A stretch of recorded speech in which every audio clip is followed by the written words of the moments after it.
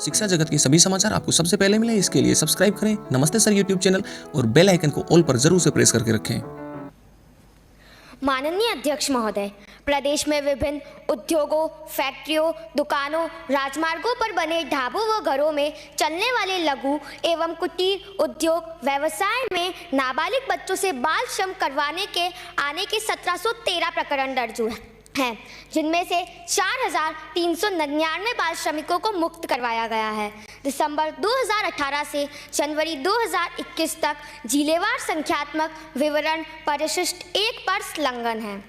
राज्य सरकार द्वारा बाल श्रम की रोकथाम हेतु मानक संचालन प्रक्रिया निर्धारित की जाकर विभिन्न विभागों की भूमिकाएं तय की गई है तथा समस्त जिलों में कलेक्टर की अध्यक्षता में जिला बाल श्रम टास्क फोर्स का गठन करवाया जा चुका है, जिसकी नियमित बैठकें आयोजित की जाती हैं। बाल श्रम संबंधी शिकायत सूचना प्राप्त होने पर संबंधित विभागों यथा बाल अधिकारिता, सामाजिक न्याय एवं अधिकारिता, पुलिस श्रम व बाल कल्याण समिति सदस्य, चाइल्ड लाइन 1098 प्रतिनिधि, स्वयंसेवी संस्था प्रतिनिधि आदि के संयुक्त दल द्वारा मौके पर जाकर श्रमिक को मुक्त कराया जाकर जिले की बाल कल्याण समिति के समक्ष प्रस्तुत किया जाता है। उक्त प्रकरणों में पुलिस द्वारा किशोर न्याय अधिनियम 2015 व बाल एवं कुमार प्रतिषेध एवं विनियमन अधिनियम 1986 के तहत वाद दायर किया जाता है। श्रम विभाग द्वारा प्रकरणों के संबंध में न्यूनतम एवं वेतन भुगतान संबंधी प्रकरण दर्ज कर कार्यवाही की जाती है। राज्य सरकार द्वारा उक्त अवधि में बाल श्रम की रोकथाम हेतु निम्न कार्य किए गए। सबसे पहला कार्य, जिलों की बाल श्रम टास्क फोर्स द्वारा समय समय पर सरकारी व प्राइवेट विद्यालयों के बाहर चाइल्ड हेल्पलाइन नंबर 1098 के स्लोगन लिखवाने हेतु निर्देश जारी किए गए। दूसरा कार्य, विभाग द्वारा राजस्थान दुकान एवं वाणिज्यिक संस्थान अधिनियम के तहत जारी पंजीयन प्रमाण पत्र पर बाल श्रमिक रखना अपराध है के स्लोगन ऑनलाइन अंकित करवाए गए। तीसरा, पुलिस विभाग द्वारा बाल श्रम की रोकथाम हेतु निम्न अभियान चलाए गए। ऑपरेशन खुशी प्रथम चलाया, ऑपरेशन खुशी द्वितीय चलाया, ऑपरेशन खुशी तृतीय चलाया और ऑपरेशन आशा चलाया गया। चौथा कार्य, राज्य के समस्त जिला कलेक्टर्स को राज्य में बाल श्रम पर अंकुश लगाने के लिए बाल श्रम से जुड़े कानूनों की सख्ती से पालना हेतु आवश्यक कार्रवाई करने के निर्देश प्रदान किए गए। धन्यवाद। प्रश्न संख्या 6, माननीय सदस्य सुश्री सुरभि सुरेश भाई। माननीय अध्यक्ष महोदय, आज हम आज़ादी का अमृत महोत्सव मना रहे हैं। 75 साल हो गए, लेकिन आज भी देश के बच्चे बेरोजगार से मर रहे हैं। क्या हम इन 75 सालों में इतना भी नहीं कर पाए? माननीय अध्यक्ष महोदय, प्रदेश के अनेक शहरों में बच्चों में विटामिन डी की कमी के कारण मोटापे एवं स्वास्थ्य संबंधित अन्य बीमारियां निरंतर बढ़ती जा रही हैं। यदि हाँ, तो क्यों? विवरण सदन की मेज पर रखें। खंड संख्या 2, छोटे बच्चों में विटामिन की कमी और मोटापे के संयुक्त प्रभाव के चलते डायबिटीज, हृदय रोग और कैंसर जैसी बीमारियां बढ़ने का खतरा बढ़ जाता है। यदि हाँ, तो सरकार इसकी रोकथाम हेतु कारगर योजना बनाने का विचार रखती है। विवरण सदन की मेज पर रखें। खंड संख्या 3, क्या सरकार बच्चों में और अभिभावकों में शारीरिक विकास के प्रति जागरूकता उत्पन्न करने हेतु कोई ठोस कार्य योजना बनाने का विचार रखती है? यदि हाँ, तो क्या एवं कब तक, तथा नहीं तो क्यों? विवरण सदन की मेज पर रखें। माननीय चिकित्सा मंत्री महोदय श्री पीयूष गोयल। माननीय अध्यक्ष महोदय, माननीय सदस्य द्वारा किए गए प्रश्न के संदर्भ में बताना चाहूँगा कि जी हाँ, छोटे बच्चों में विटामिन डी की कमी व कम मोबिलिटी के कारण मोटापे एवं स्वास्थ्य संबंधी अन्य बीमारियां होने की संभावना रहती है, परंतु इस प्रकार का कोई चिकित्सीय अध्ययन सर्वेक्षण प्रदेश के छोटे बच्चों में अभी तक नहीं किया गया है। खंड संख्या 2, माननीय अध्यक्ष महोदय, यह सही है कि विटामिन की कमी एवं मोटापे के चलते डायबिटीज़, हृदय रोग और कैंसर जैसी अन्य बीमारियां होने की संभावना रहती है, परंतु इस प्रकार का कोई चिकित्सीय अध्ययन सर्वेक्षण प्रदेश में अभी तक नहीं किया गया है। स्वास्थ्य एवं परिवार कल्याण मंत्रालय भारत सरकार के सहयोग से राज्य के 7 जिले यथा भीलवाड़ा, जैसलमेर, जोधपुर, बीकानेर, बाड़मेर, नागौर एवं श्री गंगानगर में national programme for prevention and control of cancer, diabetes, cardiovascular disease and stroke NPC-DCS चलाया जा रहा है। इस कार्यक्रम के अंतर्गत उक्त बीमारियों की रोकथाम एवं बचाव हेतु आवश्यक दवाइयाँ, उपकरण एवं प्रचार प्रसार की गतिविधियों का विस्तार किया जा रहा है। साथ ही जिला चिकित्सालय के अंतर्गत NCD क्लिनिक के तहत cardiac care unit, day care cancer facility centre बनाए जा रहे हैं। खंड संख्या 3, माननीय अध्यक्ष महोदय, आपके माध्यम से माननीय सदस्य को बताना चाहूँगा कि चिकित्सा एवं स्वास्थ्य विभाग में बच्चों एवं अभिभावकों में शारीरिक सौष्ठव के प्रति जागरूकता उत्पन्न करने हेतु कोई ठोस कार्य योजना वर्तमान में विचाराधीन नहीं है। धन्यवाद। प्रश्न संख्या 7, माननीय सदस्य सुश्री शानम अख्तर।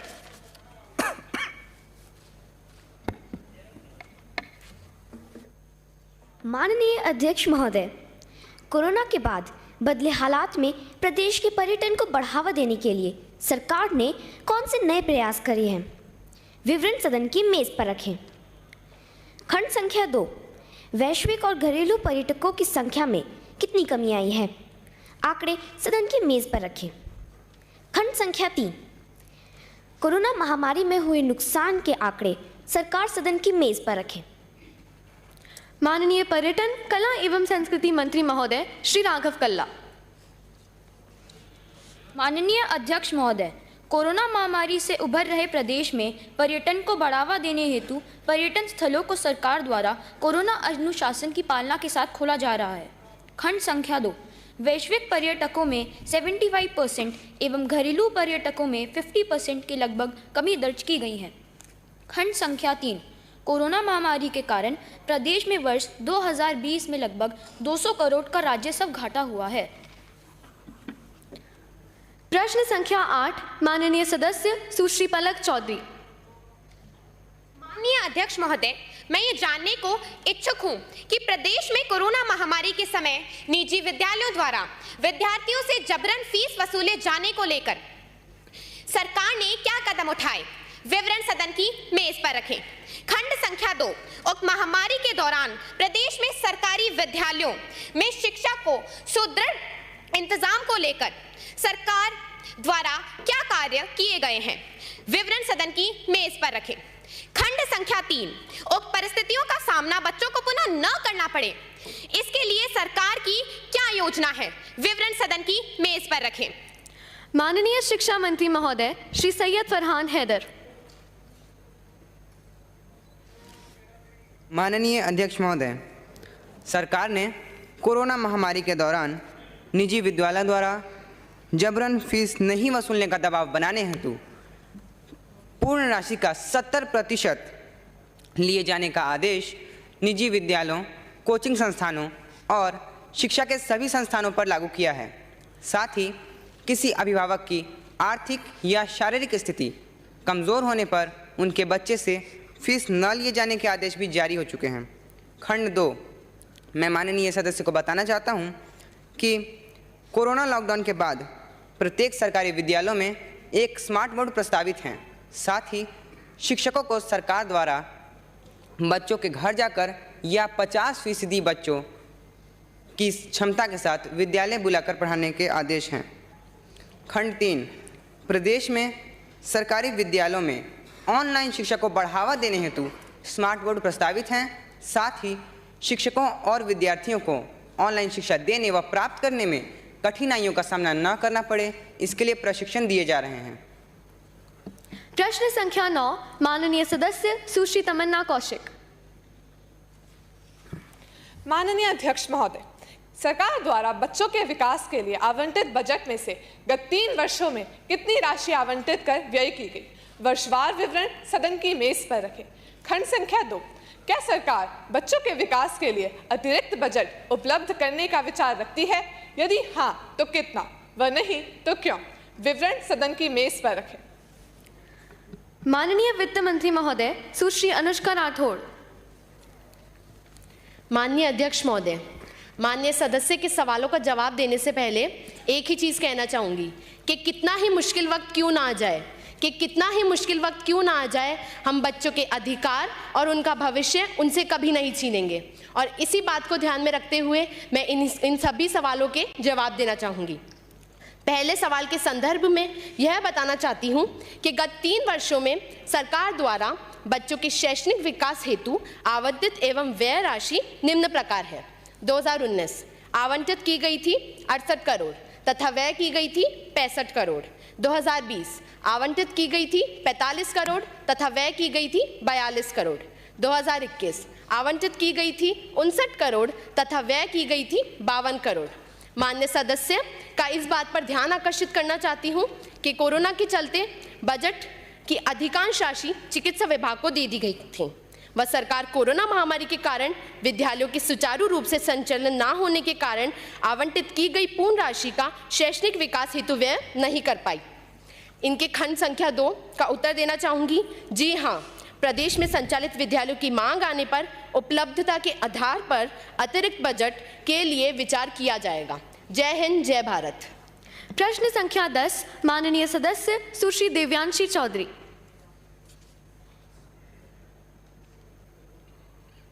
माननीय अध्यक्ष महोदय, प्रदेश में गत 3 वर्षों में 18 से कम उम्र की बच्चियों व 18 से ज़्यादा उम्र की महिलाओं के साथ जो दुष्कर्म किए जा रहे हैं उसके कितने प्रकरण दर्ज किए गए हैं? जिलेवार व वर्षवार विवरण सदन की मेज पर रखें। खंड संख्या 2, उपरोक्त प्रकरणों में कितने प्रकरण लंबित चल रहे हैं तथा कितने प्रकरणों में चालान पेश किए गए हैं? विवरण सदन की मेज पर रखें। खंड संख्या 3, प्रकरण लंबित चलने के क्या कारण रहे? क्या सरकार किसी थाना अधिकारी या किसी जांच अधिकारी को दोषी मानती है? यदि हाँ, तो सरकार द्वारा उन दोषियों के विरुद्ध कोई कार्यवाही सोची जा रही है? यदि हाँ, तो कब तक? वह नहीं तो क्यों? विवरण सदन की मेज पर रखें। माननीय महिला व बाल विकास मंत्री सुश्री लावण्या राठौर।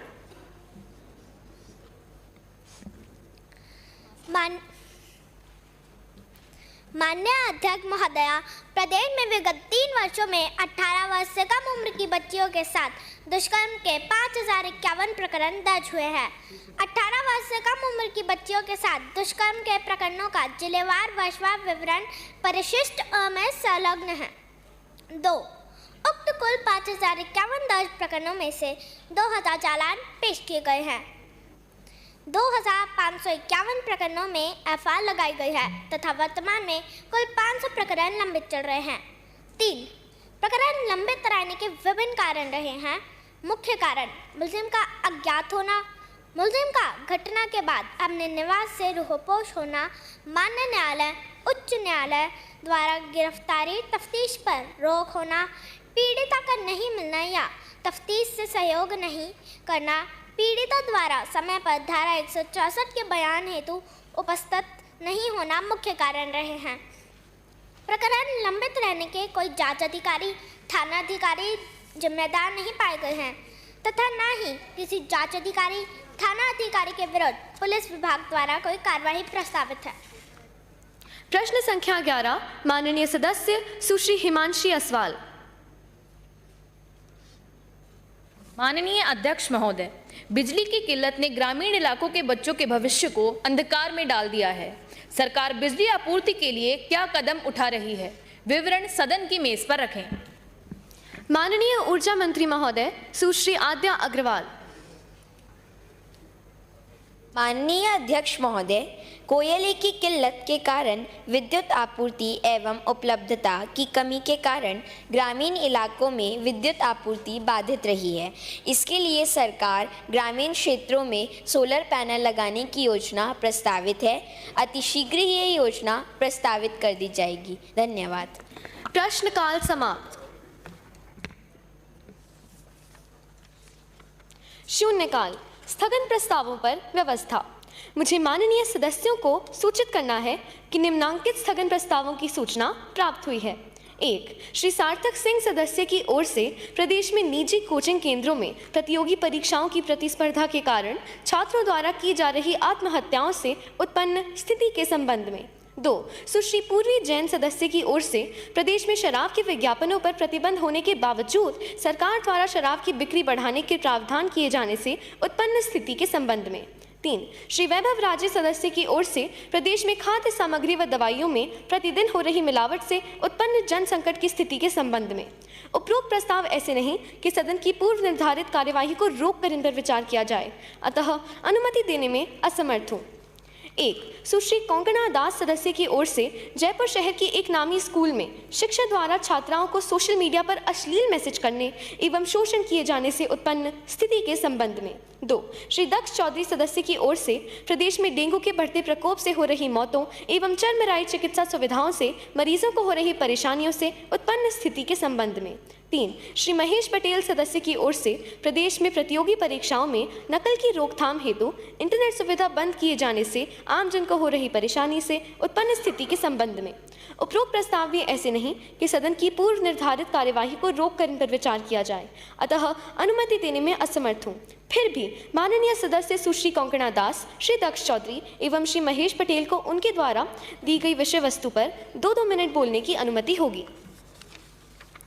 प्रक्रिया के नियम 295 के अंतर्गत प्राप्त सूचनाएं। 1. श्री अच्युतम तिवारी सदस्य की ओर से स्मार्टफोन के दुरुपयोग से छोटे बच्चों की मानसिक स्थिति पर पड़ रहे विपरीत प्रभाव की रोकथाम किए जाने के संबंध में। 2. श्री जोगाराम सदस्य की ओर से प्रदेश के ग्रामीण क्षेत्रों में ऑनलाइन शिक्षण व्यवस्था को प्रोत्साहित किए जाने के संबंध में। 3. सुश्री काशविनी गहलोत सदस्य की ओर से जंगली जानवरों के संरक्षण तथा बच्चों को पर्यटन से जोड़ने के संबंध में। 4. श्री एकांश कंकानी सदस्य की ओर से प्रदेश में संचालित रेस्टोरेंट, होटलों में खाद्य सामग्री के जूठन नहीं छोड़ने की अनिवार्यता को लागू किए जाने के संबंध में। 5. सुश्री अन्वेषा सिंह सदस्य की ओर से प्रदेश में वाहनों द्वारा हो रहे वायु प्रदूषण की रोकथाम हेतु इलेक्ट्रॉनिक वाहनों का प्रभावी संचालन किए जाने के संबंध में। 6. सुश्री तश्वी शर्मा सदस्य की ओर से प्रदेश में गरीब और असहाय छात्रों के लिए बुक बैंक की स्थापना किए जाने के संबंध में। 7. सुश्री ज्ञानदा सदस्य की ओर से प्रदेश के पर्यटन स्थलों को छात्रों को निःशुल्क दिखाने के संबंध में। 8. सुश्री सिद्धि सोनी सदस्य की ओर से प्रदेश के ग्रामीण क्षेत्रों में बालिकाओं की शिक्षण व्यवस्था को सुदृढ़ किए जाने एवं शिक्षण हेतु प्रोत्साहित किए जाने के संबंध में। 9. श्री सम्यक जैन सदस्य की ओर से प्रदेश के गरीब बच्चों द्वारा की जा रही भिक्षावृत्ति पर अंकुश लगाने एवं बच्चों को सरकारी आश्रय देने के संबंध में। 10. श्री लक्ष्य सेठिया सदस्य की ओर से प्रदेश के ग्रामीण क्षेत्र में पेयजल की समस्या का उचित माध्यम से निराकरण किए जाने के संबंध में। माननीय सदस्यों को उनके द्वारा दी गई सूचना को पढ़ने की अनुमति होगी। स्थगन प्रस्ताव। माननीय सदस्य सुश्री कोंकणा दास। माननीय अध्यक्ष महोदय, जयपुर शहर के एक नामी स्कूल के शिक्षक द्वारा छात्राओं का शोषण करने एवं उन्हें अश्लील मैसेज करने जैसा गंभीर मामला सामने आया है। आरोपी शिक्षक ने ऑनलाइन क्लास के दौरान बनाए गए ग्रुप से छात्राओं के नंबर लिए और उन्हें अश्लील मैसेज किए। छात्रा द्वारा लगाए गए आरोप के बाद कई पूर्ववर्ती छात्राओं ने भी इसी प्रकार के आरोप लगाए। अध्यक्ष जी, ये तो केवल इसी स्कूल की घटना है, किंतु ऐसी कई घटनाएं समाचार पत्र में पढ़ने को मिल रही है। कुछ घटनाएं तो ऐसी भी है जिनकी रिपोर्टिंग नहीं ली जाती। इसलिए मेरा आपसे निवेदन है कि इस पर चर्चा करवाई जाए। माननीय सदस्य श्री दक्ष चौधरी। माननीय अध्यक्ष जी, आपने मुझे यहाँ बोलने का अवसर दिया, उसके लिए मैं आपका धन्यवाद करता हूँ। देश ने प्रदेश ने कोरोना महामारी में चरमराई चिकित्सा सुविधाओं को देखा और भोगा। मैं यहाँ उनके आंकड़ों पर और विस्तार में नहीं जाना चाहता, लेकिन सरकार को उस समय से सीख लेकर भविष्य के लिए चिकित्सा व्यवस्थाओं का सुधार करने का प्रयास करना चाहिए था। लेकिन कोरोना महामारी की तीसरी लहर का भय अभी तक बना हुआ है और प्रदेश में डेंगू के आंकड़ों से हो रही मौतें ये बता रही हैं कि सरकारी रवैया अभी तक सीख लेने को तैयार नहीं है। प्रदेश में डेंगू के मरीजों का आंकड़ा 11,000 से पार हो चुका है। माननीय मुख्यमंत्री जी ने 3 नवंबर 2021 को हुई समीक्षा बैठक में इसे भयावह माना। चिकित्सा एवं स्वास्थ्य विभाग की चरमराई सुविधाओं से हो रही परेशानियों के गंभीर मामले पर जांच करवाई जाए। धन्यवाद। जय हिंद। माननीय सदस्य श्री महेश पटेल। माननीय अध्यक्ष महोदय, सबसे पहले तो आपका बहुत बहुत आभार मुझे अपनी बात रखने का अवसर देने पर। माननीय अध्यक्ष महोदय, राज्य सरकार द्वारा करवाई जा रही विभिन्न तरह की प्रतियोगिता परीक्षाओं में नकल को रोकने हेतु नेट बंदी करवाई जाती है। सुरक्षा हेतु तो नेट बंदी बिल्कुल ठीक समझी जाती है, परंतु अपनी प्रशासनिक असमताओं को ढकने के लिए नेट बंदी करना ठीक नहीं है। नेट बंदी करने से आम जनता को बहुत परेशानी होती है और इससे राज्य की आर्थिक व्यवस्था पर भी प्रभाव पड़ता है। माननीय अध्यक्ष महोदय, जम्मू कश्मीर के बाद राजस्थान 75 बार नेट बंदी कर दूसरे नंबर पर है। माननीय अध्यक्ष महोदय, आपसे निवेदन करता हूं कि इस नेट बंदी के विषय पर चर्चा करवाई जाए। माननीय अध्यक्ष महोदय, नेट बंदी करना कोई उपाय नहीं है। माननीय अध्यक्ष महोदय, सरकार ने आपको अनुमति नहीं है। माननीय अध्यक्ष महोदय, नकल के साथ साथ भाई भतीजावाद भी खूब चल रहा है। मैंने आपको अनुमति दी। अध्यक्ष महोदय, अपने स्थान पर बैठे रहिए। व्हाट्सएप वालों का क्या होगा? उनका तो टाइम ही बैठे ना बोले। माननीय अध्यक्ष महोदय, सरकार से इसका जवाब दिलवाने की व्यवस्था करवाई जाए। अनुमति से बोलने से अंकित नहीं होगा, अंकित नहीं होगा। पर उत्तर दिए जाने की परंपरा नहीं है। आसन पैरों पर है, कृपया अपनी जगह पर बैठ जाएं। माननीय अध्यक्ष महोदय, ये बहुत गंभीर बात है। उपनेता प्रतिपक्ष, आप वरिष्ठ हैं, कृपया बैठें। जवाब नहीं देकर बचना चाह रही है सरकार। नौजवानों के भविष्य के साथ हो रहा है खिलवाड़, इस पर हमारा घोर विरोध है। इस मुद्दे पर हम सदन की कार्रवाई को बहिष्कार करते हैं। माननीय अध्यक्ष महोदय, जवाब दिलवाइए, यह बहुत गंभीर मामला है। माननीय अध्यक्ष महोदय, आज ही जवाब दिलवाइए। माननीय अध्यक्ष महोदय, मंत्री जी हिचकिचाइए मत, सच्चाई सामने आने दीजिए। क्या मंत्री जी कोई जवाब देना चाहते हैं? माननीय अध्यक्ष महोदय, मैं इस पर अपना वक्तव्य देने के लिए तैयार हूँ। कृपया आप समय निर्धारित कर दें। इस मुद्दे पर मंत्री जी आज ही अपना वक्तव्य देंगे। प्रतिपक्ष से अनुरोध है कि वे सदन की कार्यवाही में सम्मिलित हों। प्रक्रिया के नियम 295 के अंतर्गत प्राप्त सूचनाएं। माननीय सदस्य श्री अच्युतम तिवारी। माननीय अध्यक्ष महोदय, मैं प्रक्रिया के नियम 295 के अंतर्गत आपका ध्यान इस ज्वलन समस्या की ओर आकर्षित करना चाहता हूं।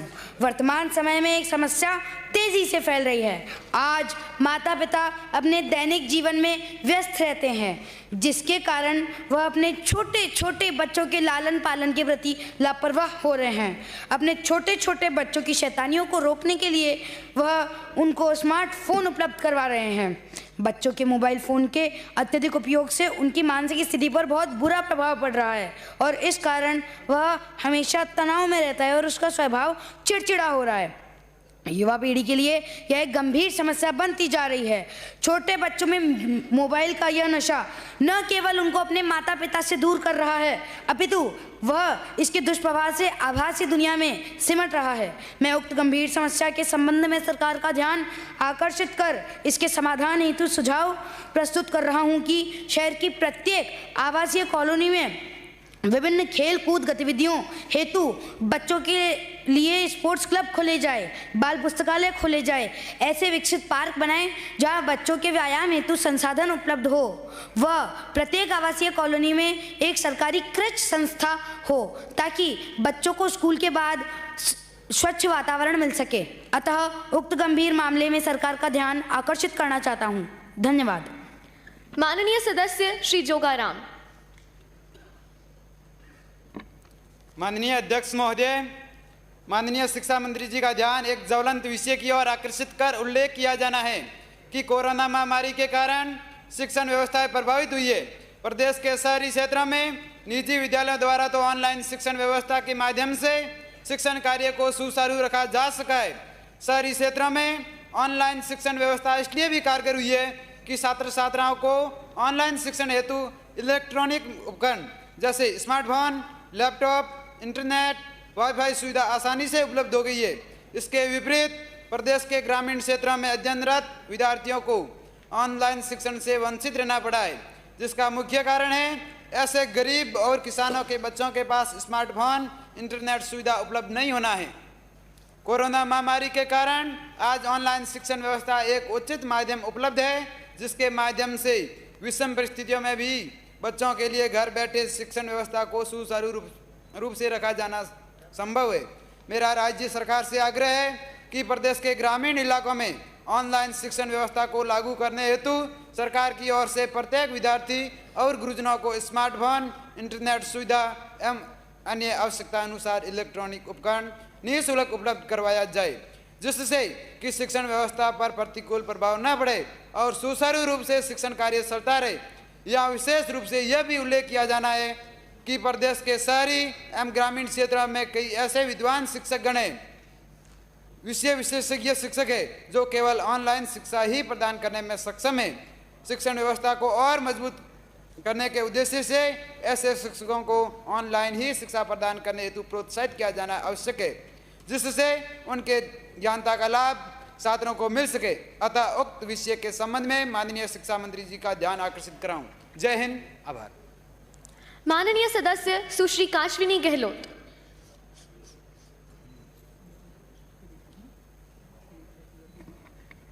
महोदय, वन और जंगल हमारे जीवन की सबसे बड़ी ज़रूरत है। सरकार के पास फॉरेस्ट के लिए बड़ा बजट होता है, लेकिन बच्चों को जंगल के जीवन से परिचित कराने के लिए कोई विशेष प्रावधान नहीं है। जंगली जानवरों की जानकारी देने के लिए, जंगल की ज़रूरत को समझाने के लिए और पर्यावरण में उसके महत्व को बताने के लिए एक दूरदृष्टि की ज़रूरत है। मेरा सरकार को सुझाव है कि स्कूल की तरफ से बच्चों को ऐसा टूर आयोजित किए जाएं जिससे नई पीढ़ी प्रकृति की अहमियत समझ सके। मेरा ये भी सुझाव है कि जंगली जानवरों को बचाने के लिए, खासकर बाघों के संरक्षण के लिए, विभाग जंगली इलाकों के आसपास के लोगों को जागरूक करें। ग्रामीणों की जान बचाने और जानवरों को शिकारियों से दूर रखने के लिए प्रयास बढ़ाने की ज़रूरत है।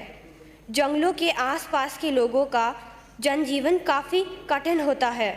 बच्चों को इन दुर्गम इलाकों से परिचित कराने की ज़रूरत है। मेरी सरकार से मांग है कि स्कूली शिक्षा में व्यावहारिक पक्ष को मजबूत करें और पाठ्यक्रम का हिस्सा बनाएं। माफ़ कीजिए अध्यक्ष महोदय, बच्चों को ऐसे टूर से अपनी भौगोलिक परिस्थितियों को जानने का मौका मिलेगा। धन्यवाद। माननीय सदस्य श्री एकाक्ष कंकानी।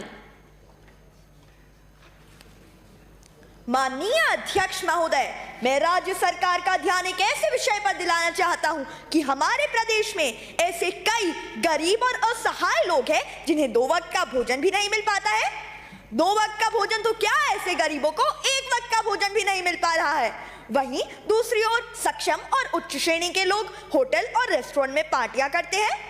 वह अपनी इच्छानुसार खाना तो ले लेते हैं, किंतु व्यर्थ जूठन के रूप में छोड़ देते हैं। ऐसा करने से खाद्य सामग्री व्यर्थ जा रही है। खाद्य सामग्री के व्यर्थ होने को रोकने के लिए सरकारी स्तर से कार्यवाही अपेक्षित है। इसके लिए सरकार को एक गाइडलाइन जारी कर देनी चाहिए, जिसके तहत जूठन छोड़ने वाले के साथ ही उस होटल या रेस्टोरेंट के मालिक पर भी शास्ति अधिरोपित करी जाए, और साथ ही अगर ऐसा पाया जाता है तो उस होटल या रेस्टोरेंट की ओर से 10 गरीब लोगों का 1 वक्त का खाना निःशुल्क करवाया जाए।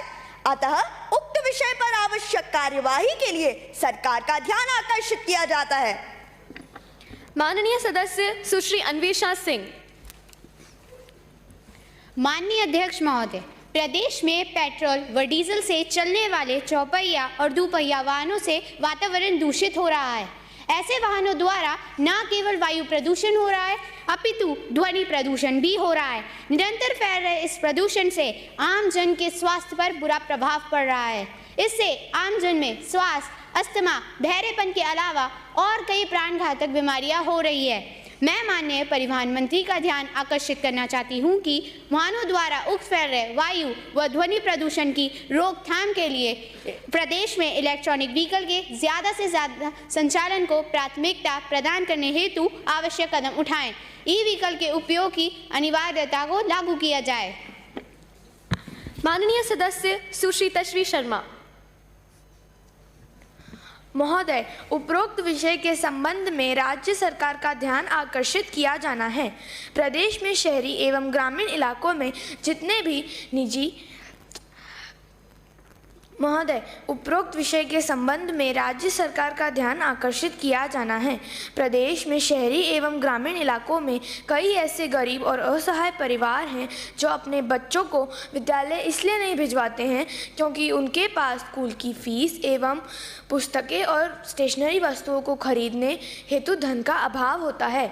ऐसे गरीब और असहाय परिवार के बच्चों के लिए हमें पुस्तकों की व्यवस्था को निःशुल्क कर देना चाहिए ताकि शिक्षा में धन की कमी की वजह से कोई भी बाधा उत्पन्न न हो।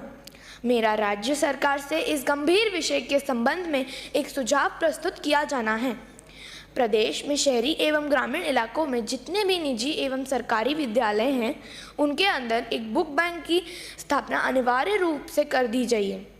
छात्रों द्वारा अपनी कक्षा उत्तीर्ण करने के उपरांत अपनी पुस्तक उस बुक बैंक में जमा करवा दी जाए। साथ ही बुक बैंक में पाठ्यक्रमों के अनुसार उपयोग में ली गई पुस्तकों को गरीब छात्रों में उपयोगार्थ जमा करवाने हेतु प्रोत्साहन के रूप में एक अभियान चलाया जाए, जिसमें सक्षम परिवार के छात्रों द्वारा ज़्यादा से ज़्यादा इस कार्य में अपनी अपनी सहभागिता निभाई जा सके। धन्यवाद। जय हिंद। माननीय सदस्य सुश्री ज्ञानदा।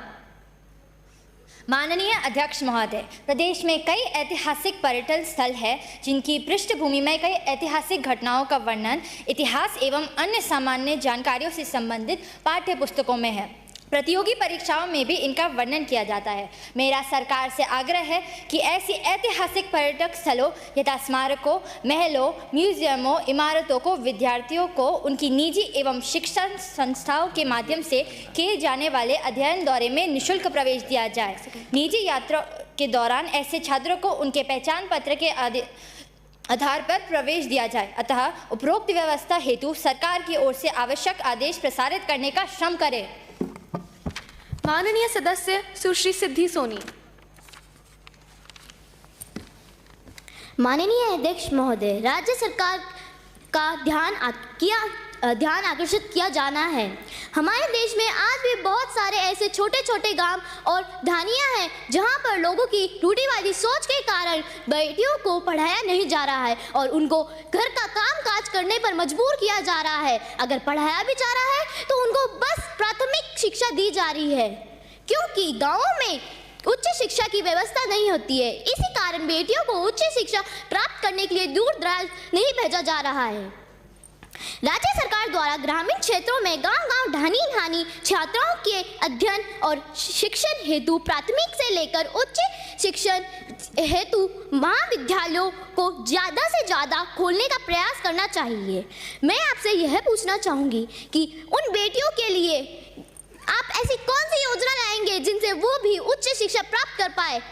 धन्यवाद। माननीय सदस्य श्री सम्यक। माननीय अध्यक्ष महोदय जी, मैं प्रदेश की एक दुखद एवं गंभीर समस्या पर आपका ध्यान इस ओर आकर्षित करना चाहूँगा कि प्रदेश में गरीब बच्चों से भिक्षावृत्ति का कार्य करवाया जा रहा है। गरीब छोटे छोटे नाबालिग बच्चों से भिक्षावृत्ति का यह कार्य उनके गरीब माँ बाप के साथ ही कुछ आपराधिक संगठनों द्वारा करवाया जा रहा है। छोटे छोटे बच्चों से उनकी बाल अवस्था में शिक्षा खेलकूद में करने के बजाय उनसे भिक्षावृत्ति जैसा कार्य करवाया जा रहा है। यह एक गंभीर समस्या है जो हमारे सामाजिक वातावरण को दूषित कर रहा है। राज्य सरकार गरीब बच्चों द्वारा की जा रही भिक्षावृत्ति को पूर्ण रूप से अंकुश लगाने की उचित कार्यवाही करें। साथ ही ऐसे भिक्षावृत्ति करने वाले बच्चों के लिए ऐसे राजकीय आश्रय का संचालन किया जाए जिसमें ऐसे गरीब बच्चों को आवास, भोजन, पढ़ाई इत्यादि निःशुल्क दी जाए। माननीय सदस्य श्री लक्ष्य सेठिया। माननीय अध्यक्ष महोदय, प्रदेश के ग्रामीण क्षेत्रों में गांव-गांव, ढाणी-ढाणी पेयजल की भारी किल्लत है। इन क्षेत्रों में निवासरत महिलाओं एवं बालिकाओं द्वारा दूर दराज पैदल जाकर कुएं, तालाबों एवं नलकूपों से पेयजल भरकर अपने अपने निवास लाना पड़ रहा है। ग्रामीण क्षेत्रों में निवासरत महिलाओं, बालिकाओं एवं पुरुषों को अपनी दिनचर्या में इस भयंकर समस्या से जूझना पड़ रहा है। मेरा जलदाय मंत्री जी का ध्यान आकृष्ट कर लेख है कि ग्रामीण क्षेत्रों में भी गांवों, ढाणियों में बने निवासरत ग्रामीणों के मकान तक सरकारी पेयजल पाइपलाइन डाली जाए और इन पाइपलाइनों से पेयजल आपूर्ति की समुचित व्यवस्था की जाए। अतः ग्रामीण क्षेत्रों में पेयजल पाइपलाइनों के माध्यम से आपूर्ति की समुचित व्यवस्था करने हेतु सरकार आवश्यक कार्यवाही करे। धन्यवाद। शून्यकाल समाप्त। सदन इतना अनुशासित भी चल सकता है, ये संदेश बच्चों ने इस बाल सत्र में दिया है। हमें विश्वास है कि देश की विधानसभाओं में ऐसे सत्रों के आयोजन से बाल विचारों को समझने का अवसर भविष्य में भी मिलता रहेगा। देश भर के बच्चों का उत्साह बढ़ाने के लिए राजस्थान के माननीय मुख्यमंत्री माननीय डॉक्टर सीपी जोशी जी, माननीय लोकसभा के अध्यक्ष, माननीय नेता प्रतिपक्ष, माननीय राष्ट्रमंडल संसदीय संघ की राजस्थान शाखा के सचिव, माननीय मंत्री महोदय, माननीय सदन के सदस्यगण का बहुत बहुत आभार। आप सभी को बाल दिवस की शुभकामनाएं। सदन की कार्यवाही अनिश्चित काल के लिए स्थगित की जाती है।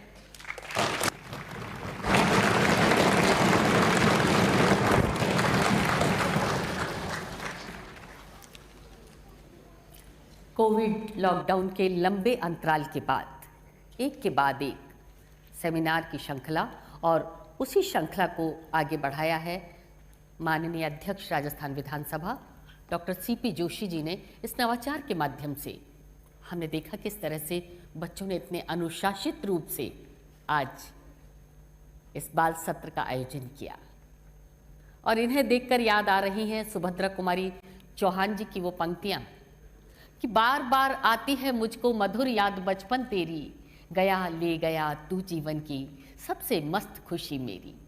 चिंता रहित खेलना खाना वह फिरना निर्भय स्वच्छंद, कैसे भूला जा सकता है बचपन का अतुलित आनंद। ऐसा इन बच्चों के साथ आज हमने महसूस किया। और आइए आज के सत्र को हम आगे बढ़ाते हैं। श्री गुलाब चंद कटारिया जी हमारे बीच मौजूद हैं। इस विधानसभा में सर्वाधिक अनुभवी सदस्य हैं। आप 8वीं बार राज्य विधानसभा के लिए चुने गए सुदीर्घ संसदीय अनुभव रखने वाले श्री कटारिया जी का संसदीय जीवन सभी जनप्रतिनिधियों के लिए अनुकरणीय है। आपको इस विधानसभा का प्रोटेम स्पीकर भी बनाया गया। दीर्घ संसदीय अनुभव रखने वाले श्री कटारिया जी ने राज्य के अनेक विभागों में मंत्री के रूप में श्रेष्ठतम कार्य किया। आप वर्तमान में राजस्थान विधानसभा में प्रतिपक्ष के नेता हैं। आपसे अनुरोध अपना उद्बोधन और अपने आनंद की अभिव्यक्ति हमारे साथ करें।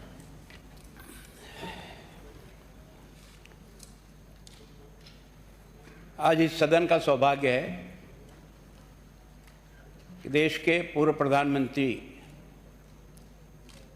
आदरणीय जवाहरलाल जी नेहरू के इस जन्म दिवस पर जो ये देश हमेशा बाल दिवस के रूप में मनाता है, आज इस बाल संसद के माध्यम से इस दिन का जो गौरव बढ़ाया है और आज हमारे इस सदन का गौरव बढ़ाने के लिए लोकसभा के आदरणीय अध्यक्ष महोदय ओम बिरला जी ने जो हमारे लिए समय निकाला, इन बच्चों के लिए समय निकाला, मैं राजस्थान के सीपीए के माध्यम से भी सभी यहाँ उपस्थित मंत्रिमंडल के सदस्य, विधायक और इन सब बालकों की तरफ से आपका हृदय से स्वागत और अभिनंदन करता हूँ कि आपने ये समय निकाल करके इस काम को जो ऊंचाई दी, इस आयोजन को जो आपने सम्मान दिया,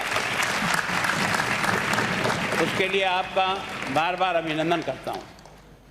आदरणीय अध्यक्ष महोदय राजस्थान विधानसभा आदरणीय डॉक्टर सीपी जोशी जी, आपके इस सोच को भी मैं बहुत बहुत प्रणाम करता हूँ कि आपने ये पहली बार इस बाल संसद और बाल सत्र को देखकर ऐसा लगा कि वास्तव में आपके मन में कई प्रकार के उथल पुथल चलते रहते हैं। आप जब कभी भी सोते होंगे तो सोचते होंगे कि आखिर इस देश के लोकतंत्र को किस दिशा में बढ़ाना चाहिए। सच में आज इस कार्यक्रम में उपस्थित मंत्रिमंडल के सभी सदस्यगणों का मैं अभिनंदन करता हूँ। मेरे विधायक साथियों का, पूर्व विधायक को, जो अभिभावकगण पधारे हैं, जो दर्शक दीर्घा में बैठे हैं, उन सब का भी मैं बहुत बहुत आपका अभिनंदन करता हूँ कि इन बच्चों का हौसला बढ़ाने के लिए आपने ये समय निकाल करके इस सत्र को जो एक तरह से आशीर्वाद दिया, इसलिए मैं आपका अभिनंदन करता हूँ। आप सभी छात्र और इस सदन में सदस्य के रूप में, विधायक के रूप में उपस्थित मंच के सामने इस सदन में बैठे हुए सभी भाई बहनों का मुझे बहुत प्रसन्नता है कि हर्ष ने आज नेता सदन के रूप में अपना स्थान ग्रहण किया, प्रतिपक्ष का गोयल ने किया, और अभी जो अध्यक्ष के रूप में संचालित कर रही थी जानवी, मैं सच में आपका सबका बहुत बहुत अभिनंदन करता हूं कि आपने जिस बखूबी से इस सदन को चलाया और आपको तैयार करने के लिए जिस टीम ने काम किया, मैं उस टीम का भी अभिनंदन करता हूं कि उन्होंने इन बच्चों को जिस ढंग से तैयार किया। वास्तव में आप और हम बहुत भाग्यशाली हैं कि हम उस देश में इस आज़ादी के बाद सांस ले रहे हैं जहां जनता का राज है। इस देश का शासन करती है देश की जनता, और देश की जनता के इस शासन को चुने हुए प्रतिनिधि इसको काम को चलाते हैं, और ये सारे के सारे जनप्रतिनिधि वोट की पेटी से पैदा होते हैं। गांव का सरपंच से लेकर के देश के प्रधानमंत्री तक सब लोग चुने हुए प्रतिनिधि के रूप में आते हैं, और इन सब प्रतिनिधियों के माध्यम से चाहे लोकसभा हो चाहे विधानसभा हो, ये सारे बैठ करके इस देश की जनता के टैक्स से इकट्ठे हुए फंड को, वो दिल्ली का खजाना भी बनता है, जयपुर का खजाना भी बनता है, और इस खजाने को खर्च करने के लिए सदन बजट सत्र में अपने प्रस्तावों को पास करता है, और सरकार को काम करने के लिए और मंत्रियों को काम करने के लिए सारा अधिकार देता है। मंत्री अपना काम करते हैं, लेकिन उसमें जो कमियां खामियां रहती है या उसमें और कुछ सुधार की ज़रूरत रहती है, इसलिए इस विधानसभा का और लोकसभा का उपयोग होता है कि बजट ठीक प्रकार से खर्च हो रहा है कि नहीं हो रहा। जिस योजना के लिए हमने इसको पास किया उसका ठीक प्रकार से उपयोग होना चाहिए। अगर नहीं होता है तो प्रतिपक्ष के माननीय सदस्य या सदन का कोई भी पक्ष का सदस्य भी सरकार के कामकाजों के बारे में सवाल कर सकता है, और सरकार को उस बारे में अपना स्पष्टीकरण और जवाब देना होता है।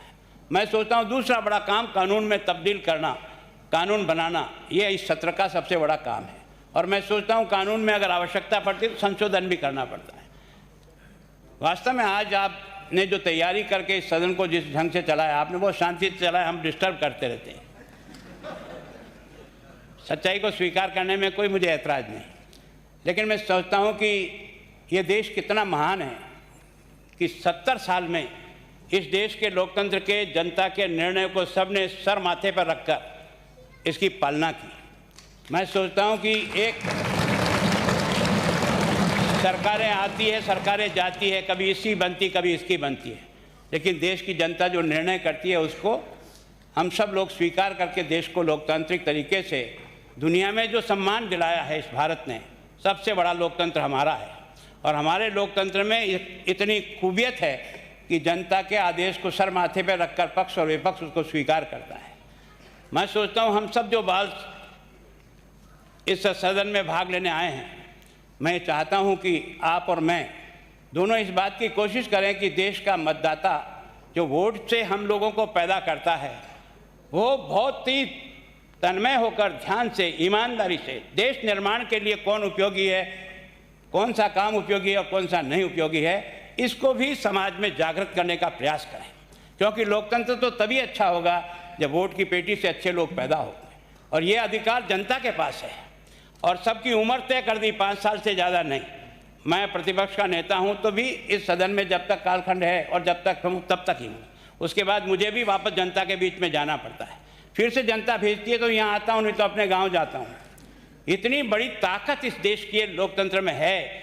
ये लोकतंत्र आप और मेरे सबके प्रयास से उस पायदान में और आगे बढ़े, हर सच्चाई को स्वीकार करें, पक्ष हो या विपक्ष हो, जो भी अच्छे सुझाव आते हैं उनको हम आपस में मिल बैठ करके आगे बढ़ाने का प्रयास करें, ताकि हमारा उद्देश्य देश के 130 करोड़ जनता का जीवन अच्छा बनाना है, देश की तरक्की करना है। मैं सोचता हूँ आज की इस आपने बाल संसद में जिस प्रकार से भी अपने पक्ष और विपक्ष को रखा, मैं आप सब बालकों का बहुत बहुत अभिनंदन करता हूँ। सच में मुझे इस बात की बहुत खुशी है स्पीकर साहब, आज आपने एक नया अध्याय शुरू किया है। शायद राजस्थान तो छोड़ो, हिंदुस्तान में भी शायद इस प्रकार की ये बाल संसद पहली बार हो रही है। ये गौरव राजस्थान को दिया, और वो भी 15 राज्यों से सेलेक्टेड बच्चों को ला करके आपने यहाँ इस सदन को भी और संचालित किया है।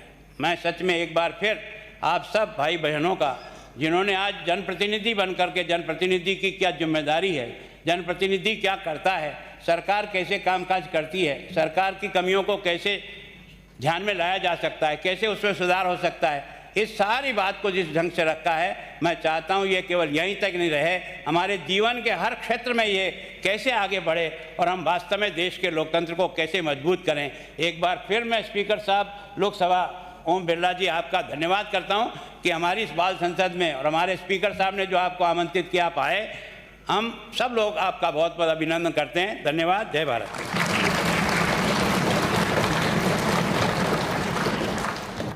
धन्यवाद, बहुत बहुत धन्यवाद माननीय नेता प्रतिपक्ष श्री गुलाब चंद कटारिया जी। सचमुच बहुत ही सुंदर प्रदर्शन हमारा इन बच्चों को रहा है और भारतीय गणतंत्र को ये सच्ची आदरांजलि आज़ादी के अमृत महोत्सव पर। भारतीय राजनीतिक और इतिहास के एक अत्यंत महत्वपूर्ण हस्ताक्षर श्री ओम बिरला जी, आप अध्यक्ष हैं लोकसभा में। राजस्थान को एक अलग पहचान दिलाने वाले, देश को प्रगति के कई पायदान प्रदान करने वाले, भारतीय जनमानस में एक बुद्धिमान, सूझबूझ युक्त, शांत, सौम्य, गंभीर, कर्मठ, कर्तव्यनिष्ठ राजनीतिक व्यक्तित्व की छवि रखने वाले, राजनीतिक परंपरा को आगे बढ़ाने वाले परम सम्मानीय श्री ओम बिरला जी। लोकसभा में निर्वाचन के बाद आपने अपने नवाचारों से विधानसभा के लिए एक अनुकरणीय उदाहरण प्रस्तुत किया है और आज हमारे बीच एक बार फिर इस विधानसभा में मौजूद हैं। आपका बहुत बहुत स्वागत, अभिनंदन, और हम चाहेंगे अपना आशीर्वचन हमारे इन बच्चों को आप प्रदान करें।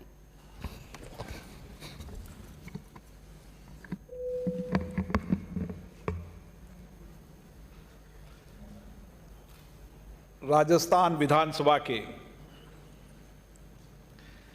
इस लोकतंत्र के मंदिर में आज का दिन अस्मरणीय भी रहेगा और ऐतिहासिक भी रहेगा। जब हमारे देश के ये नौजवान पीढ़ी जो नए भारत के निर्माण में लगी है, जिनके प्रयासों से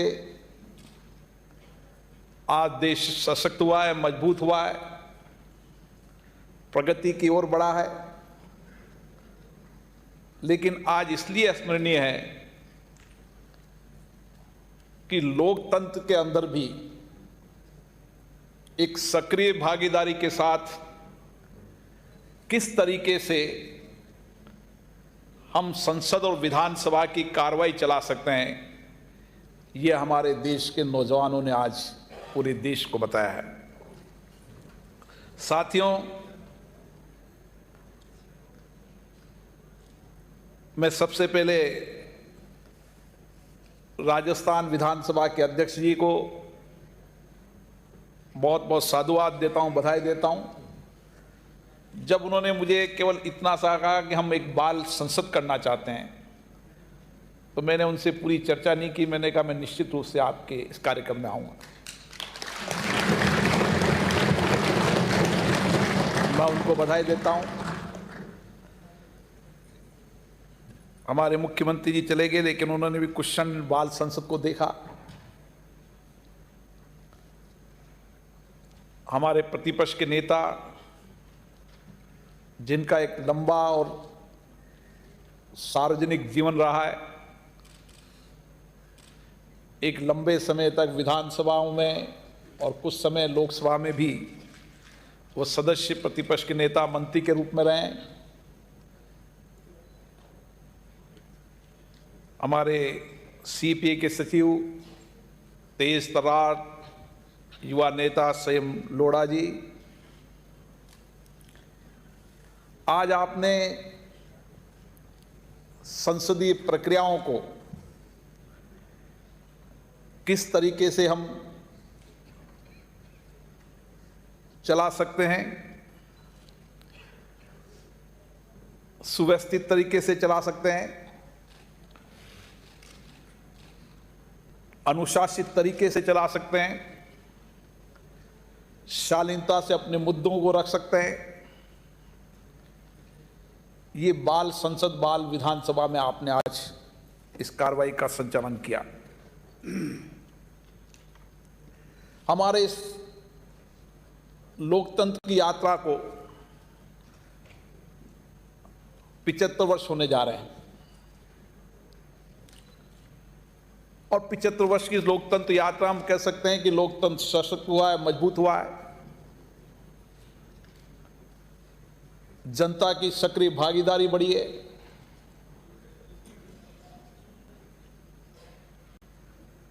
सहज रूप से हर चुनाव के अंदर मतदान का प्रतिशत बढ़ना इस बात का प्रतीक है कि लोगों का लोकतंत्र और प्रजातंत्र में विश्वास, भरोसा बढ़ा है। हमने इस 75 साल के इस यात्रा में 17 आम चुनाव और 300 से ज्यादा विधानसभा चुनाव का संचालन हुआ। और सही कहा गुलाब जी ने कि जिस सहज रूप से जनता के निर्णय को सिराधार मानकर सत्ताओं का सहज हस्तांतरण हुआ, ये पूरे विश्व के अंदर भारत लोकतंत्र मार्गदर्शक की भूमिका के अंदर आज है। और आज आपने एक अविस्मरणीय दिन बताया है कि किस तरीके से हमारी आने वाली मतदाता की पीढ़ी लोकतंत्र में सक्रिय भागीदारी निभा सकती है।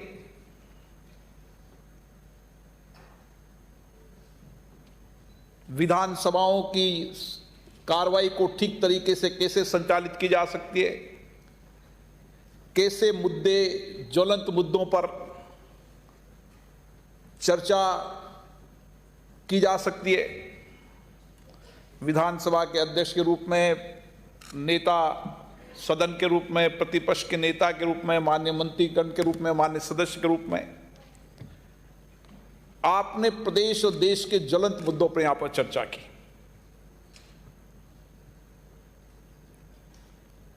और उन ज्वलंत मुद्दों पर किस तरीके से आपने बिना देखे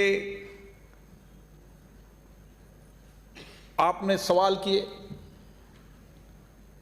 माननीय मंत्री महोदयों को भी धन्यवाद देता हूं जिन्होंने बिना देखे जवाब दिए।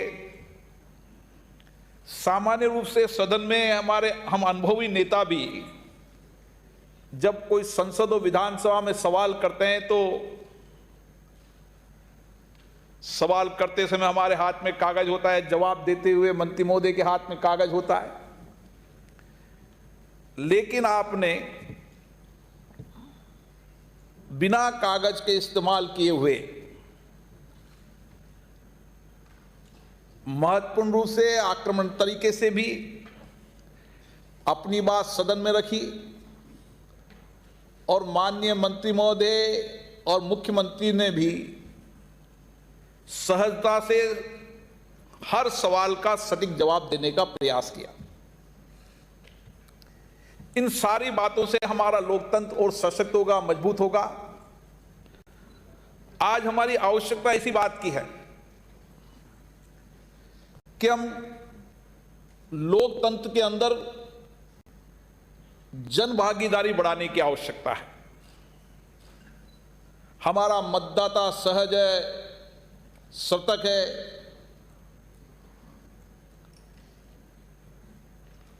अनुभवी है, लेकिन केवल मतदाता का काम मतदान देने के बाद सरकार या प्रतिपक्ष चुनना नहीं है। हमारी लोकतंत्र के हर विषयों पर जनता की, नौजवानों की एक सक्रिय भागीदारी आवश्यक है। प्रदेश और देश में कानून बनाते समय जिनके लिए कानून बन रहा है उनकी कानून बनाने में सक्रिय भागीदारी होगी। वह हर कानून बनाते समय अपने अनुभव, ज्ञान की बात अपने जनप्रतिनिधियों को बताएंगे तो कानून ठीक बनेंगे। सरकार को भी सलाह देंगे तो सरकार भी कानून, हमेशा जनता के हित में कानून लाने का काम सरकार करती है। लेकिन वह कानून किस तरीके से, ठीक तरीके से जनता में लागू भी हो, इसका लाभ भी मिले, इसके लिए आज सक्रिय भागीदारी होना आवश्यक है और हमारे लिए चिंता का विषय बन गया है कि कानून बनाते समय इन विधायिकाओं के अंदर एक लंबी चर्चा और संवाद का जो दौर था वो धीरे धीरे शनै शनै कम होता जा रहा है। इसलिए कानून बनाते समय अगर जनता की सक्रिय भागीदारी होगी तो हम बेहतर कानून बना पाएंगे और ठीक से कानून को लागू कर पाएंगे। इसी तरीके से प्रदेश के मुद्दे हो, देश के मुद्दे हो, उन मुद्दों के अंदर भी आज जनता की सक्रिय भागीदारी आवश्यक है। और हमारा ये देश का नौजवान जो पीढ़ी यहां पर बैठी है आज ही बाल संसद से प्रेरणा लेकर जाएगी कि हमें प्रदेश और देश के हर ज्वलंत मुद्दों पर सदन में व्यापक चर्चा हो, गंभीर चर्चा हो, वाद विवाद हो। सहमति असहमति हमारे लोकतंत्र की विशेषता है, लेकिन उन मुद्दों पर अगर व्यापक चर्चा होती है तो सरकार का ध्यान आकर्षण भी होता है और जनता से जुड़े मुद्दों का सरकार को ठीक से निर्णय करने में भी सुविधा होती है। और इसीलिए आज पूरे लोकतंत्र यात्रा के अंदर हमने जितनी भी लोकतांत्रिक संस्थाएं हैं, जो चुनी हुई जनता की लोकतांत्रिक संस्थाएं, चाहे ग्राम पंचायत हो, चाहे नगर पालिका हो, नगर परिषद हो, विधायक हो, सांसद हो, सब में लोकतंत्र की सक्रिय भागीदारी बनाने के लिए एक व्यापक अभियान चलाया जा रहा है। और इसके लिए राजस्थान की विधानसभा तो विशेष रूप से आज ऐतिहासिक होगी कि उन्होंने भविष्य में बनने वाले नए मतदाता जो भारत के कर्णधार हैं उनको संसदीय लोकतांत्रिक प्रक्रिया का हिस्सा बनाया है। और ये संदेश, ये प्रेरणा देश और समाज के हर नौजवानों के बीच में जाएगी। पिछले दिनों जब केवड़िया गुजरात के अंदर जब पीठासीन अधिकारियों का सम्मेलन हुआ था, उस समय भी एक कुछ महत्वपूर्ण निर्णय हमने लिए थे, जिसमें भारत का नौजवान, भारत का विद्यार्थी हमारे संविधान को जाने, हमारे संविधान को समझे, क्योंकि दुनिया के अंदर भारत का ही संविधान ऐसा है जो तमाम लोकतांत्रिक संस्थाओं को मार्गदर्शन दे सकता है। जिस संविधान जनता के द्वारा, जनता के लिए और जनता की को बीच में केंद्र में रखकर बनाया है। इसीलिए भारत का लोकतंत्र सशक्त, मजबूत है। इस संविधान के दस्तावेज में जहां अधिकार भी है, कर्तव्य का भी है, दोनों का अद्भुत मिश्रण है। और आज आजादी के 75 साल बाद हमें उस संविधान की मर्यादाओं को रख के किस तरीके से हम दायित्व को निभा सकते हैं, कैसे हमारे कर्तव्यों को निभा सकते हैं, कैसे हमारे देश में उनकी हमारी भागीदारी हो, ताकि देश का लोकतंत्र सशक्तमय हो, मजबूत हो, पारदर्शी हो, जवाबदेह हो। आप जैसे सवाल उठने से सरकारें जवाबदेह होगी, शासन में पारदर्शिता आएगी, और यह सदनों के माध्यम से ही संभव है। इसलिए संविधान को भी जानना है, संविधान के बाद संसदीय प्रक्रियाओं को भी समझने की आवश्यकता है कि एक माननीय विधायक को, एक जनप्रतिनिधि को अपनी अपनी विधानसभाओं के नियम प्रक्रियाओं के तहत समाज के त्वरित मुद्दों को उठाने का अधिकार है और वह त्वरित मुद्दे उठाएं, सरकार उसका सटीक से जवाब दे ताकि हम देश की अपेक्षाएं आकांक्षाओं को पूरी कर सकें। साथियों, आज हमें गर्व है कि हमारा देश इनोवेशन के अंदर, हमारे आईटी सेक्टर के अंदर आज दुनिया के अंदर सबसे अग्रिम पंक्ति पर है।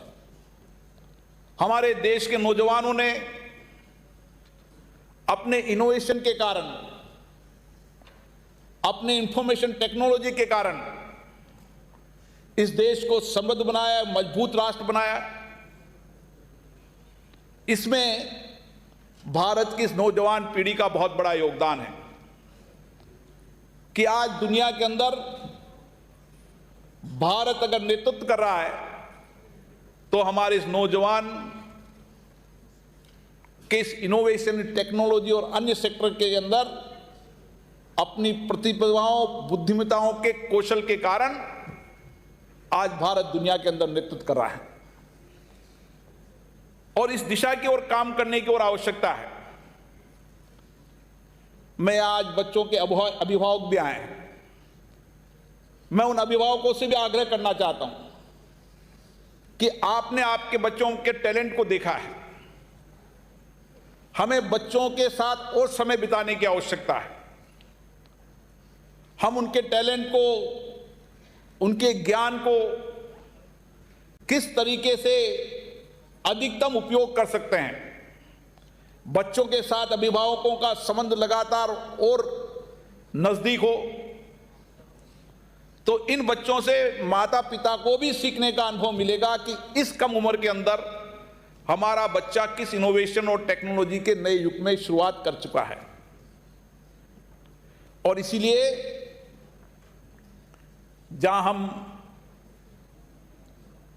अध्ययन, अध्यापन, रिसर्च, इनोवेशन के अंदर आगे बढ़ रहे हैं, वहीं हम लोकतंत्र की संस्थाओं को मजबूत करने के अंदर हमारे नौजवानों का भी सक्रिय योगदान रहे और इस तरीके की बाल संसदों के माध्यम से जो नौजवान यहाँ पर नहीं आए या नई टेक्नोलॉजी के माध्यम से अपने अपने परिवार में, घर में बैठकर देख रहे होंगे या भविष्य में देखेंगे इस कार्यक्रम को, उनको भी एक नई प्रेरणा मिलेगी। वह भी इस प्रक्रिया के अंदर सक्रिय भागीदारी निभाएंगे। जितना अधिक लोकतंत्र के अंदर जनता की सक्रिय भागीदारी होगी, उतना ही लोकतंत्र सशक्त और मजबूत होगा, उतना ही शासन जवाबदेह होगा और प्रशासन पारदर्शिता आएगी। इसीलिए मैं डॉक्टर सीपी जोशी जी को, उनकी पूरी टीम को बहुत बहुत साधुवाद देता हूं, बधाई देता हूं, जिन्होंने नया इनोवेशन किया है। और विशेष रूप से उन सभी विद्यार्थियों को बहुत बहुत साधुवाद देता हूं, बधाई देता हूं, जिन्होंने यहां पर एक माननीय सदस्य के रूप में, माननीय मंत्री के रूप में, मुख्यमंत्री के रूप में, प्रतिपक्ष के रूप में, विशेष रूप से अध्यक्ष के रूप में अपना दायित्व निभाया है। संसद का सत्र शुरू होगा, जब संसद में विजिटर आएंगे तो मैं आपको संसद की कार्रवाई को भी दिखाऊंगा, आपको उसकी भागीदारी बनाऊंगा, ताकि आपने विधानसभा की कार्रवाई को देखा है, संसद की कार्रवाई को भी आप देखें। देश भर का नौजवान संसदीय प्रक्रियाओं को देखे, इसीलिए देश भर की राज्य की विधानसभाओं के अंदर हम कार्रवाइयों का सीधा प्रसारण करते हैं, ताकि शालीनता के साथ,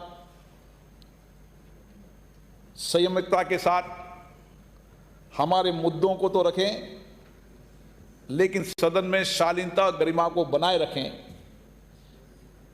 इसका भी एक नया संदेश जाएगा। आप सबको आज के कार्यक्रम के लिए बहुत बहुत शुभकामनाएं, बहुत बहुत बधाई। और इस कार्यक्रम को हम नीचे तक देश के हर राज्यों में ले जाएंगे।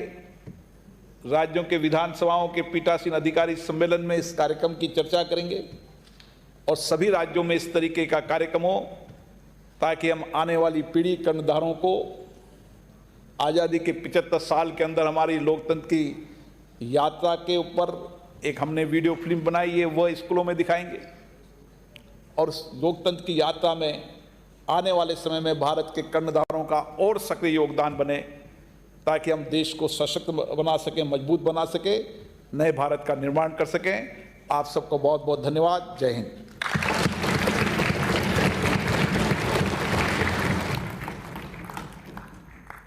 धन्यवाद, बहुत बहुत धन्यवाद माननीय श्री ओम बिरला जी, अध्यक्ष लोकसभा। आपके सानिध्य के लिए राजस्थान विधानसभा की ओर से बहुत बहुत आभार और इन बच्चों और इनके अभिभावकों की ओर से भी आपका बहुत बहुत आभार। आज के आयोजन की स्मृतियां बरसों बरस आपके जहन में रहे। डॉक्टर सीपी जोशी साहब, माननीय अध्यक्ष राजस्थान विधानसभा और प्रेसिडेंट सीपीए राजस्थान शाखा, आपसे आग्रह करना चाहेंगे माननीय श्री ओम बिरला जी को स्मृति चिन्ह भेंट करें।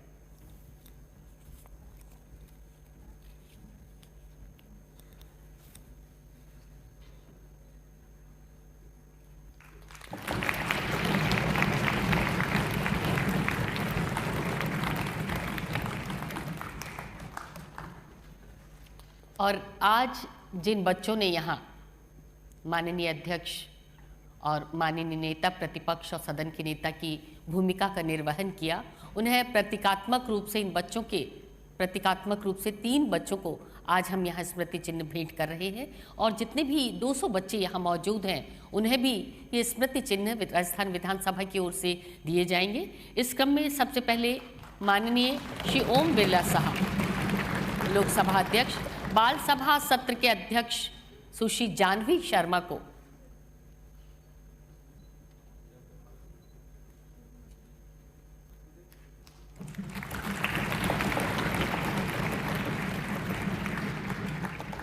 डॉक्टर सीपी जोशी, माननीय अध्यक्ष राजस्थान विधानसभा, आपसे अनुरोध करना चाहेंगे बाल सत्र के सदन के नेता को आप स्मृति चिन्ह भेंट करें। बाल सदन के नेता श्री हर्ष भाई पीपलिया।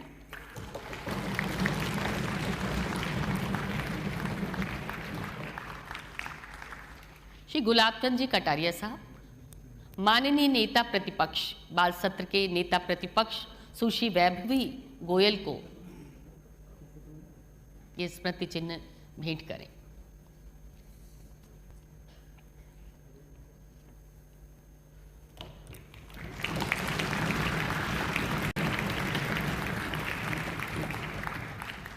मैं एक बार फिर याद दिला दूं, जितने भी बच्चे आज यहाँ मौजूद हैं और उन्होंने अपनी भूमिका का निर्वहन बहुत अच्छे तरीके से किया, उन्हें भी ये स्मृति चिन्ह उन तक पहुँचाए जाएंगे। लेकिन उससे पहले मैं ये कहूँगी कि तट पर हम खड़े हैं लेकिन अपने ही बल से नहीं यहाँ तक आए हैं, लाखों लहरों ने हमें धकेला है तब ये सिंधु अथाह पार कर पाए हैं। सचमुच बहुत सारे लाखों लोग जो डिजिटल प्लेटफॉर्म पर हमारे साथ जुड़े, वो लहरें हैं जिन्होंने इस कार्यक्रम को सफल बनाने में हमें सहयोग किया। और डॉक्टर मीना शर्मा और उनके साथी और सहयोगी, मैं चाहूंगी मीना जी एक बार यहाँ आए और जोरदार तालियां मीना जी और उनके साथियों के लिए।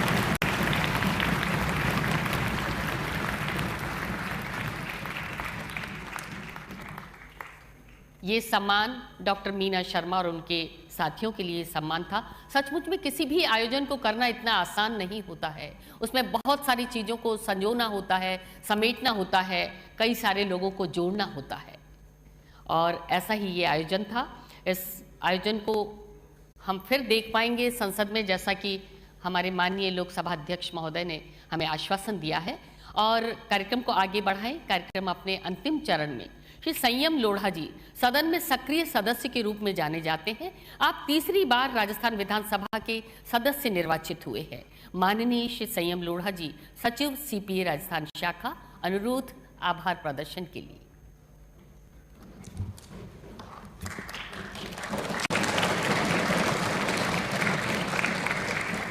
सीपीए भारत और भारत की लोकसभा के अध्यक्ष सम्माननीय ओम बिरला साहब, सीपीए राजस्थान के अध्यक्ष और राजस्थान विधानसभा के माननीय अध्यक्ष डॉक्टर सीपी जोशी साहब, सीपीए के वाइस प्रेसिडेंट और राजस्थान विधानसभा में प्रतिपक्ष के नेता गुलाब चंद जी कटारिया साहब, सभी प्रतिभागीगण और उपस्थित सम्मान्य नागरिकगण, बाल दिवस की आप सबको बहुत बहुत बधाई। 5,500 लोगों में से आप 200 लोगों ने इस ऐतिहासिक क्षण का साक्षी होने का सौभाग्य प्राप्त किया है। मैं आप सबको अपनी ओर से बहुत बहुत बधाई देता हूं।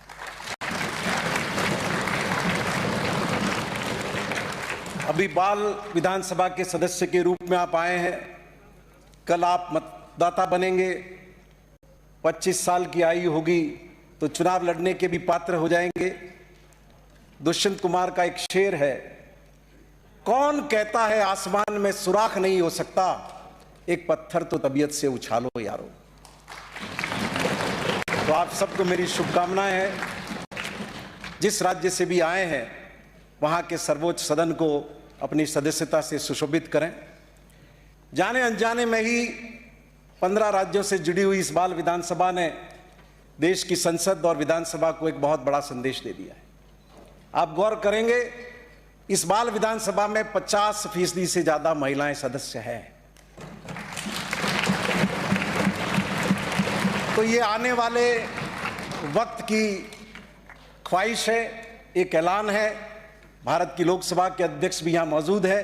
मैं समझता हूं इस बाल विधानसभा का ऐतिहासिक परिणाम आने वाले वक्त में हमारे मुल्क की स्त्री जाति को एक नए सम्मान की तरफ अग्रसर करेगा।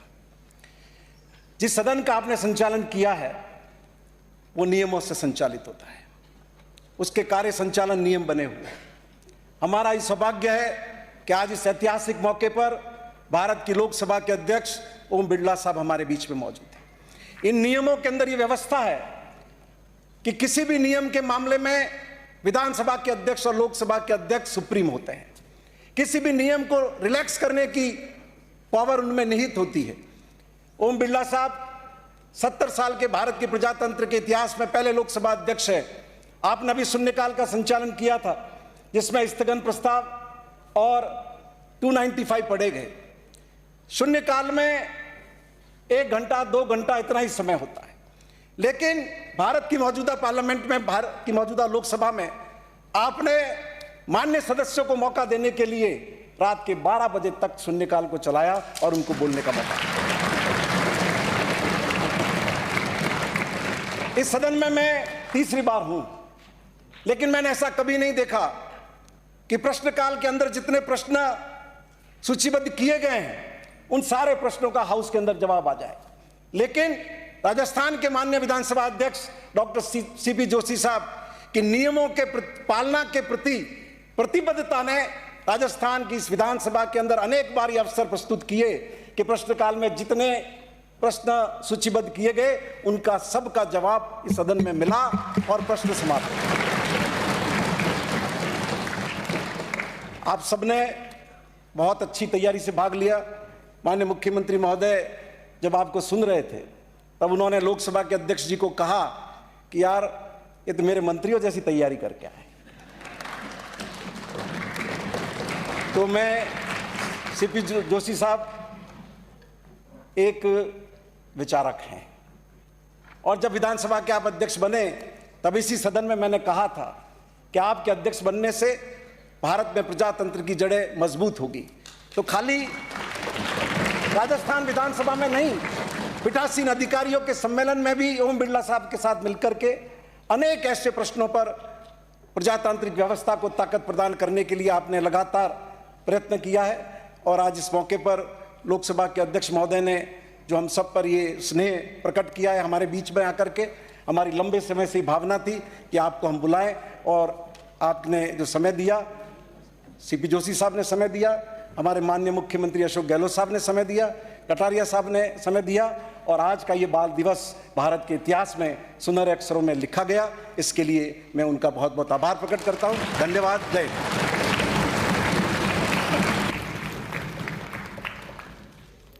धन्यवाद, बहुत बहुत धन्यवाद माननीय संयम लोढ़ा जी। और आज का ये ऐतिहासिक आयोजन जिसके साक्षी बने आप सब, हम सब।